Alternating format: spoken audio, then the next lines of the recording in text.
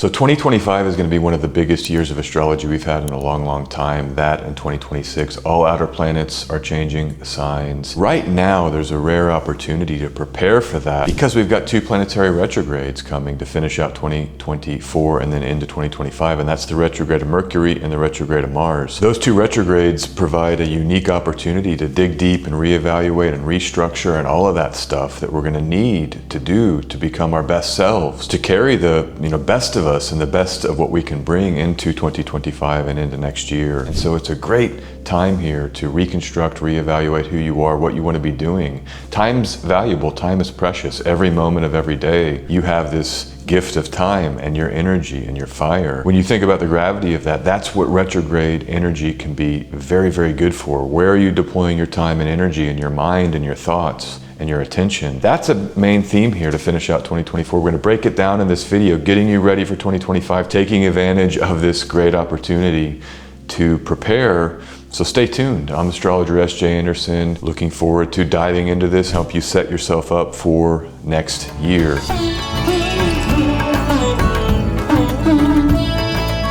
And the first thing to note, I think, is that Sagittarius and Leo, what do they have in common? They're both fire signs, meaning that they're ruled by the sun. The sun is the day triplicity ruler of fire signs. And over Leo, the sun is the domicile lord. Over Sagittarius, it's the day triplicity lord. And the thing about Sagittarius, there's really no other ruling planet. It's just Jupiter as that primary lord, and then the sun having major dominion over it as the triplicity lord. So it's solar, and that's what we have to ground into before we even go deeper, is that these reevaluations of Mars and Mercury are filtering through the solar energetic. What is the solar energetic? That's the nature of being and of consciousness. That's the lust for life, the fire of being, the outer world focus, leadership, action. It is where we bring our self and what we do with that self. I mean, we've got the gift of life. One life, maybe more. I don't know. Maybe this is a dream and there's other layers of dreams overlapping. The idea is that we have this beautiful, precious gift of life and intentionality and will with how we deploy the time and energy and action that we've been given. So that's the solar theme. That is set here because there's two retrogrades in these solar ruled signs to be reevaluated. First, let's start with Mercury because that's the retrograde that happens earliest in time. So Mercury entered Sagittarius. As I record this, it's in Sagittarius. So a lot of this may already be happening for you. It's good to keep in mind when a planet enters a sign where it will station retrograde or where it will station direct, we're in the stories of those retrogrades. And so we're already in this. You may already be reevaluating. I know I have been, especially with all of the kind of climaxes here we've seen in October and November. It's a great time to reevaluate what you're doing, how you think about yourself, etc.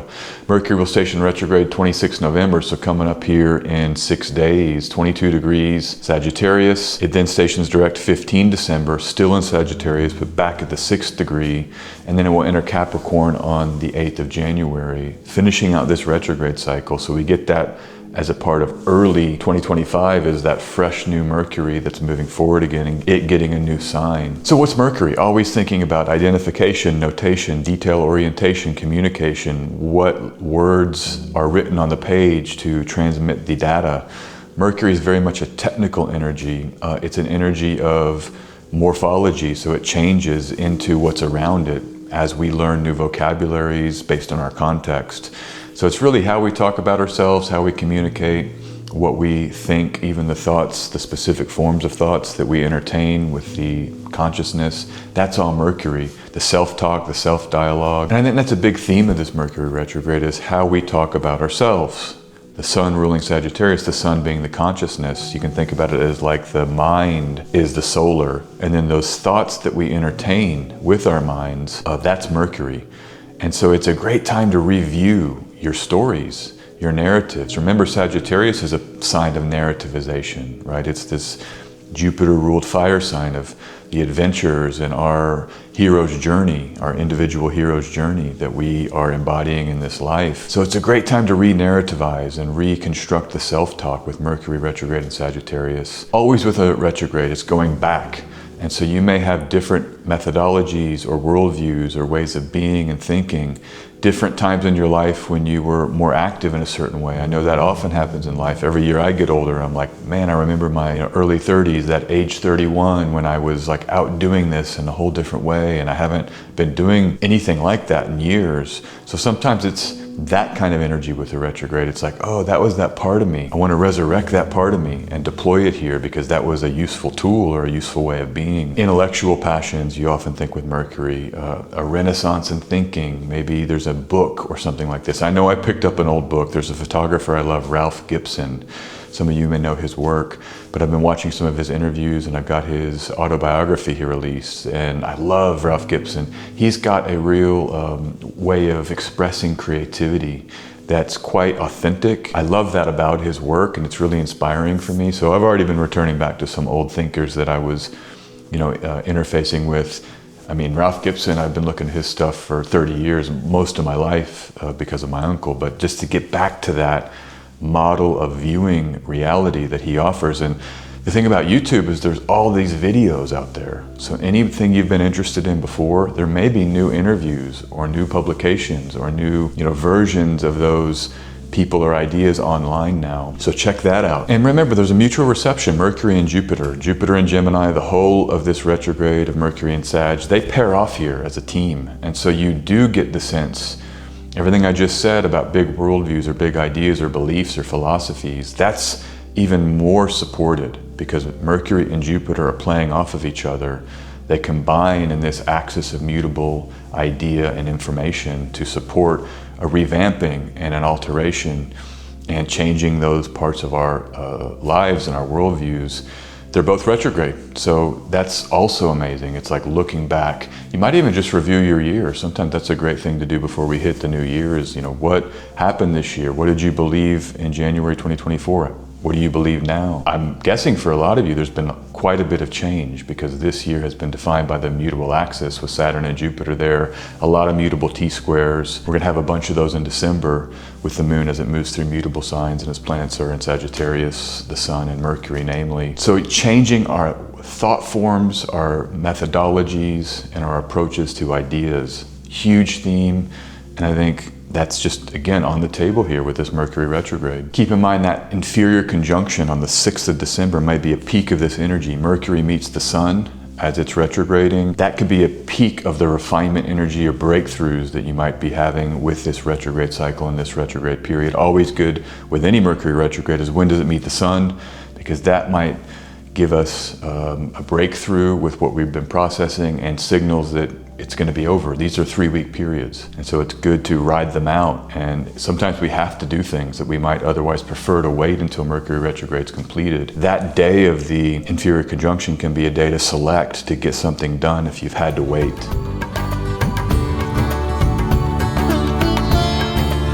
All right, let's come to Mars now. The second planet that will be retrograding in a fire sign here very, very soon. And what is Mars? Planet of action, fervor, passion, force.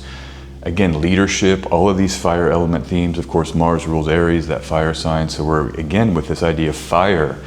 What do we do might be the key phrase with Mars, or what are we doing? How do we maneuver well in the world? What do we assert in our relationships, or what do we assert in the outer world? This is all what Mars evokes as a contemplation. So Mars entered Leo on the 4th of November. That was the day before the election, and you can see how much of a shift it brought to the reality. I mean, we have a whole new world now with the changing of the guard in America, and we're into this whole new Mars and Leo moment. Mars will station retrograde on the 6th of December, and then Mars will re-enter Cancer on the 6th of January. So we have 1 month of Mars retrograde in Leo. And a core notion with any Mars retrograde is the digging up. Mars is a sharp tool. You can look at William Lilly's Delineation of Mars, and it's always like the tools and the sharp tools are the bakers, people that use fire to make things.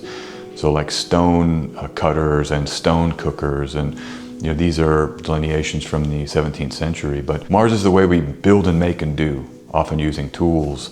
And so I love the idea that we're digging up, we're using those martial tools to go backwards and to review, so you dig up things, or you have to burn things off even more. You have to put it through the kiln, I think it's what it's called, to burn it off. Another layer of heat or another heating process to get things exactly right. Maybe you pull the cake out of the oven and it needs another hour to have that perfect formulation, or the turkey or whatever it is. Whatever best furthers the analogy. And the thing about this Mars retrograde, which is so unique, is that it's the two signs ruled by luminaries, by domicile. It's the sun ruling Leo, and then the moon ruling Cancer. The sun is the consciousness of self. The moon is the body that encases that spirit or consciousness. And so Mars is digging up literally the body and mind of ourself during this whole process. And so it's such a rare opportunity. The last time this happened, Mars retrograding from Leo back into Cancer, was 77 and 78. So it doesn't happen very often. But preparing us here to reconstruct ourselves so that we can better meet this dynamic year 2025. I think that's a core principle of what the astrology is trying to share with us. So, past passions with fresh resolve. It's kind of like the Mercury part of this retrograde is more the intellectual stuff, maybe a philosophy or a book. With Mars, it may literally be things you've done in the past, things that you want to return to, and I would encourage you to think about what really lights you up. Who are you really? What do you really want to be doing here? This is the time, this is the opportunity to go into that question where you might have space and time and energy to actually say, who am I and what do I want to be doing? Because Mars will station direct on the 24th of February. Mars will then move forward back through Cancer and Leo, and then the opportunity's gone. So it really is end of 2024, beginning of 2025, a time to reevaluate and take back on some of the fervor, passion, and action of former years. And I think we're performing life. This idea of performance, right? Every day we wake up and we're performing. You perform at the grocery store, you perform around your friends, you perform around your love relationships, you perform at your work. That's martial. We're having to act every day. We've got pressures on us to take actions. I think this transit is asking us to explore what is authentic performance, really in every area of life, particularly your Mars sectors. And if you know your natal chart, you'll know where those sectors are. But how do you perform authentically? Actors will tell you that's the key to their success, is that they're somehow able to authentically engage on the stage with each other. The good actors let all that guard down and they're just authentically reading lines. But I think this really is, encouraging a self-revision, hopefully to bring us into a more authentic place. Remember, Mars can disrupt. And maybe there's some disruptions here, some real true martial blocks and delays, forceful blocks that you may be encountering. But I would keep it through this question of who are you, what's authentic, who do you really want to be, what is your kind of true desire or true passion? What norms have been put on you by your society or your family that's not you anymore, and you want to slough those off, or whatever you've believed up into this time and those beliefs have informed your action. Mars, Mercury together retrograding, it's like, give me some new ideas, some new language, some new books, and therefore some new action and some new ways of being that match more who I am or who you are.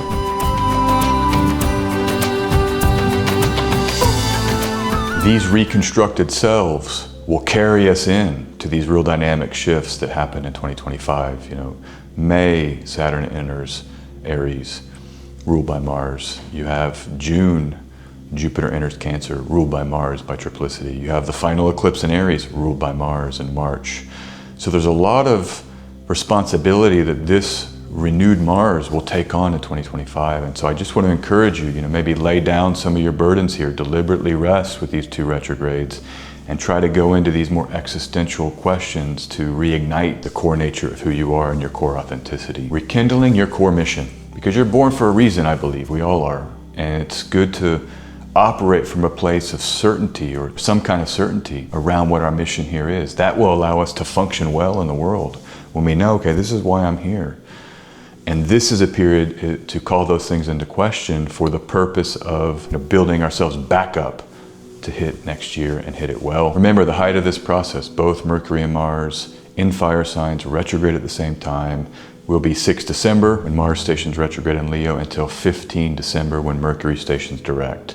So that might be this unique period before the holidays. This period in the first half of December might be the peak of this opportunity to really call into question and give yourself permission to reconstruct and reevaluate. All right, that's it. That is a little bit of thinking on the most important feature of this upcoming astrology, which is the double retrograde of Mars and Mercury in fire signs, rekindling your passion, reconstructing yourself. So I appreciate any kind of like and subscribe. Go to my Patreon. I've got some exclusive video content regularly posting there. There's a live stream with a teaching practicum. I've got a newsletter that gets you ready for the week ahead with some of the best charts and some of the interesting themes. Like and subscribe here. Always appreciate that. Talk to you real soon. Take care of yourself. Have a great late November, early December. Peace.